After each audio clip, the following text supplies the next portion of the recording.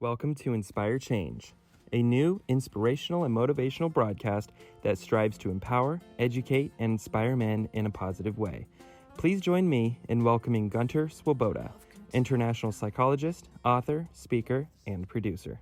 Welcome, everybody, to another episode of Inspire Change. Let me ask you a question. So what's in a slap? Well, that depends. The incident that I'm referring to, and all of you out there listening to my podcast must be aware of what happened between Will Smith and Chris Rock. That is, Will Smith slapped Chris Rock at the Oscars. Now, there's been various reactions from shock to distress to incredulity, all sorts of stuff, okay? So in this instance, I've been asked to actually focus my attention for the podcast on this extraordinary event that happened at the Oscars. And so I've got a few thoughts about this. Everybody's had an opinion in some form or another. Now, in this particular podcast, I'm not going to focus on Chris Rock's joke, okay? I want to focus on Will Smith for lots of reasons. Partly because I have long admired Will Smith's work as an actor. And for some reason or another, I had this idea about him as being a relatively enlightened man, or at least someone striving to be better than, many of his peers or many of the population. So when Miranda got in touch with me had I seen the slap, I'd actually come back from a holiday down the south coast with the family, with my wife, and I hadn't. And so, I quickly pulled it up, and I must say my first reaction too was like I was shocked. There was also a little bit about, is this a put on? And so when I went deeper into the situation and I started pulling up, broader videos of what actually happened, I very quickly came to the conclusion that, no, this isn't staged. This was very much for real. And then listening to Will Smith's apology. So I also got a sense of, this is really sad. There's a lot of reasons why I felt sad about it. Not just because he sort of blew my bubble about what I thought he was about, but simply about the whole situation reinforcing what I've been talking about in Making Good Men Great. That is, we still haven't come out of our tendency to be combative. But more about that later, because what I want to do is I want to offer a little bit of a sort of psychological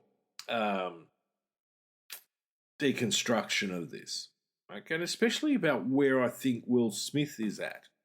Now, I want everybody to be very clear, and I hear lots of psychologists always saying that, and I think it is important. I am not diagnosing Will Smith. I'm drawing certain conclusions from what I saw and the background information that I've gathered in trying to understand this situation. How is it that someone like Will Smith can do something so public that fundamentally is so bad, right? And it's not like he's a bad person. That's not what I'm saying at all. In fact, this is a classic scenario where we need to ask ourselves the question, why do good people do bad things? So in that context, I'm going to come back to Philip Zimbardo's model. And that is, I want to look at, dispositional aspects to Will Smith, i.e. what's going on for this man internally. I want to also bring into play the situation that Will Smith has found himself in. And I want to look at the systemic issues behind this. In other words, cultural attitudes, gender, values that are abundant in our society about these issues, about, masculinity, relationships, and so on. Okay, so let me come back a little bit to the point where I can go, okay, this is the information that I've gathered from which I can make some educated guesses. Okay, remember again, I am not diagnosing Will Smith other than to say this is what's presented itself and this is one way of understanding it. Now, going back some years, one of the things that I discovered was that Jada Pink Smith and Will Smith had what I would refer to as a high stress relationship. And this is also by their own admission. I mean, Will Smith described, his marriage to Jada Pinkett Smith as probably the most challenging experience that he's had in his whole life. Now, in my work with men who find themselves into in relationship difficulties often, one aspect of it is a lot of guys do not necessarily understand the level of emotional maturity or the lack of emotional regulation that's going on for their partner. They also don't necessarily understand if there are any sort of potentially clinical issues going on. Okay, so we can talk about a whole range of things, but I don't want to get into those in this podcast, other than to say that Will and Jada had a tough relationship and she had an affair. Okay, so you got to ask yourself what's going on in that relationship for one partner to essentially outsource either just sex or sex and emotional, issues to somebody else. Okay, now Will has come out saying that it wasn't an affair because he and Jada had an open relationship. Okay, so this was permissible. Now the first question that comes to me is that because she, in a sense, demanded that, or she wanted that in the relationship, and he went along with it in order not to lose her, or what was going on? Now, I'm not saying any of this is necessarily true. I'm just asking questions. It's like a clinician. We need to go, okay, what's going on here?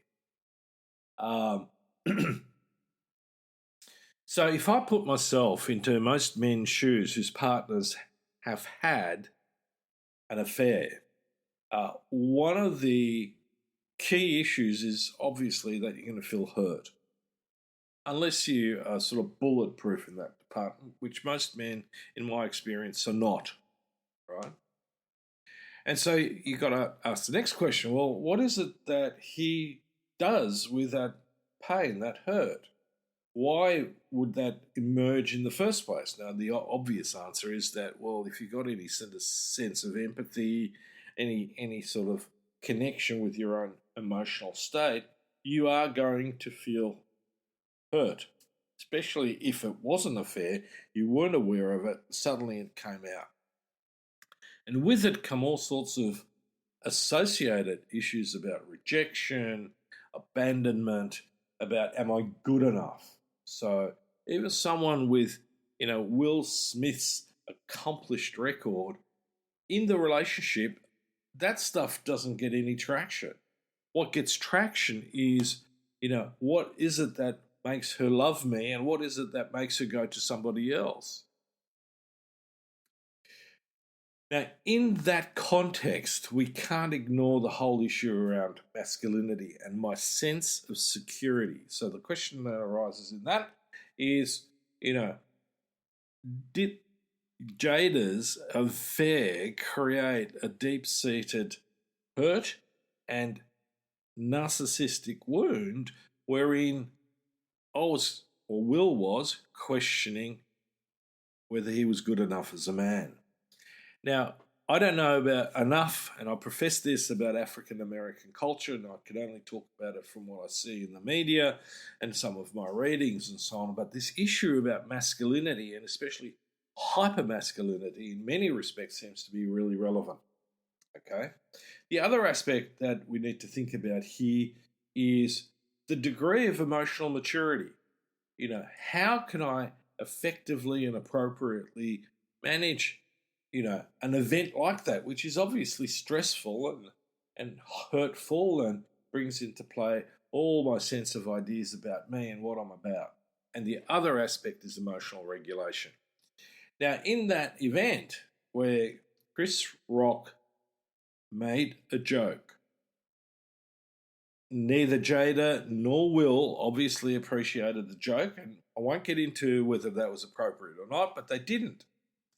Now, at that point, Will took it upon himself to get up and walk onto the stage and slap Chris Rock. Now, he didn't do it. It wasn't like a light slap. It was a very serious slap.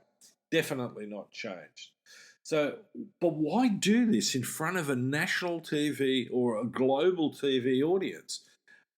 So one of the things that, I tend to think is that in this situation, we need to factor in that any award ceremonies are stressful.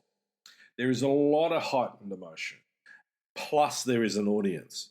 So all these factors now come into play in Will's psyche.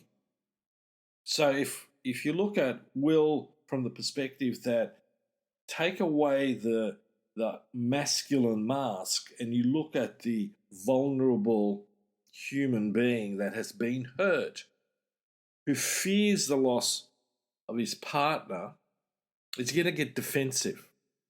So in that context, one, he's not dealing with stress very well, and this is especially relevant when we talk about acquired narcissism that is especially prevalent amongst highly successful people. So he's going to get heightened even more at that point.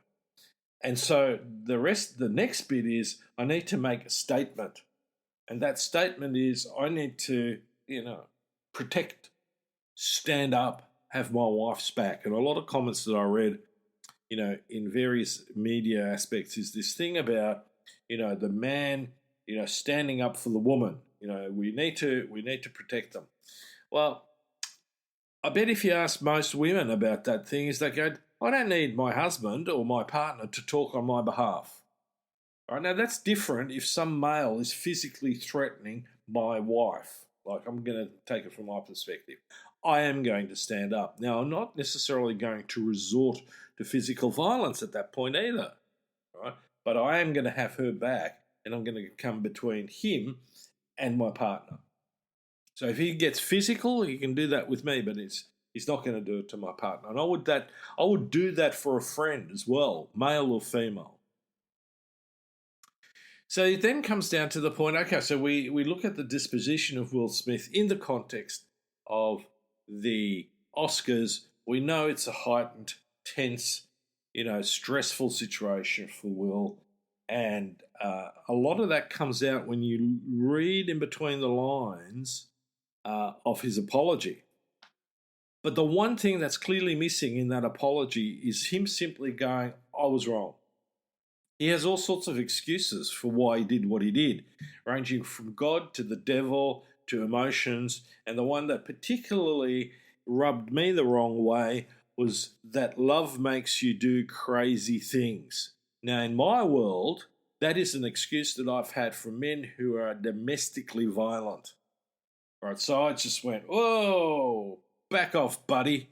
You now have the whole stick at the wrong end. You do not either understand yourself, you don't understand relationship dynamics, and you certainly have an extraordinarily immature and impulsive relationship with your own feelings. Love does not make you do crazy things. Now, here's one thing that you're not going to hear from me too often, but I'm going to give you a Bible quote, and which is out of Corinthians, and that is that love is kind, love is patient, da-da-da-da-da. Those things are absolutely fundamentally true. Do I protect when I love? Yes, in some ways I do, but I'm not going to, patronizingly take over from my female partner and do that irrespective of what her wishes are.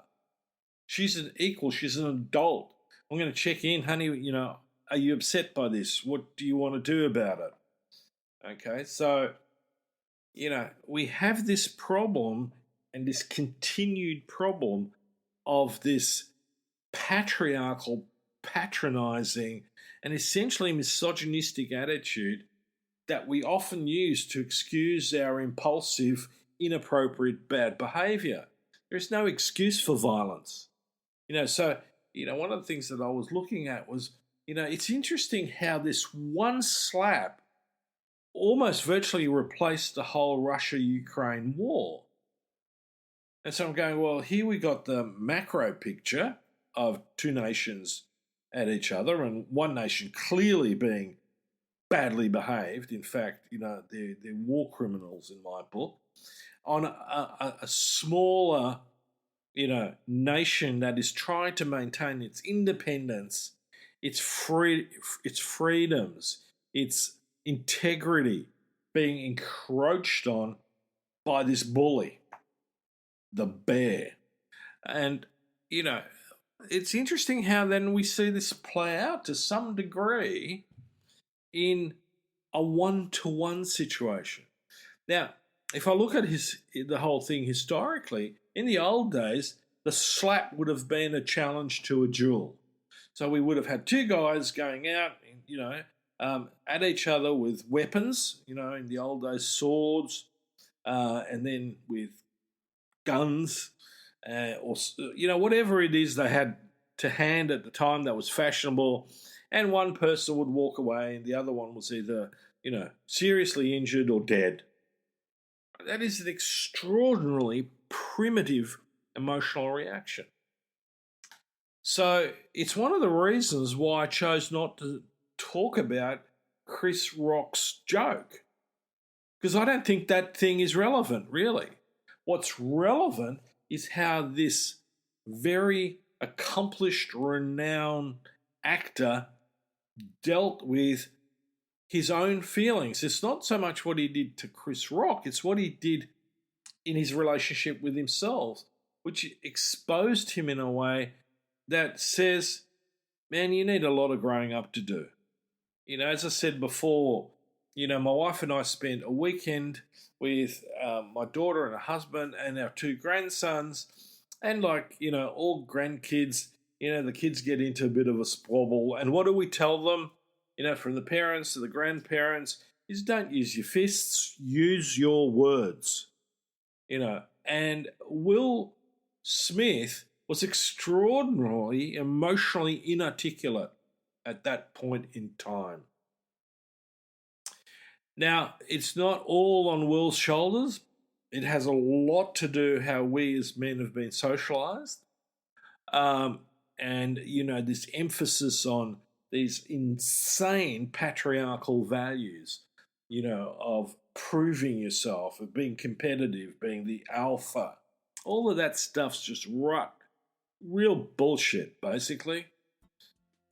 So that's where my sadness came from, because at that moment, my first reaction, once I put it all together, was, Will, get yourself a good therapist. And on that note, I'm going to finish. Until next time, I hope this explained what's in a slap. Gunter Swoboda does individual and group coaching for men looking to grow. For more information on this and the global Making Good Men Great movement, check out goodmengreat.com. If you have a topic for the show or would like to be a guest on the air, please email miranda@nortainment.com. That's miranda@NOIRTAINMENT.com. Thank you, and always keep inspiring change.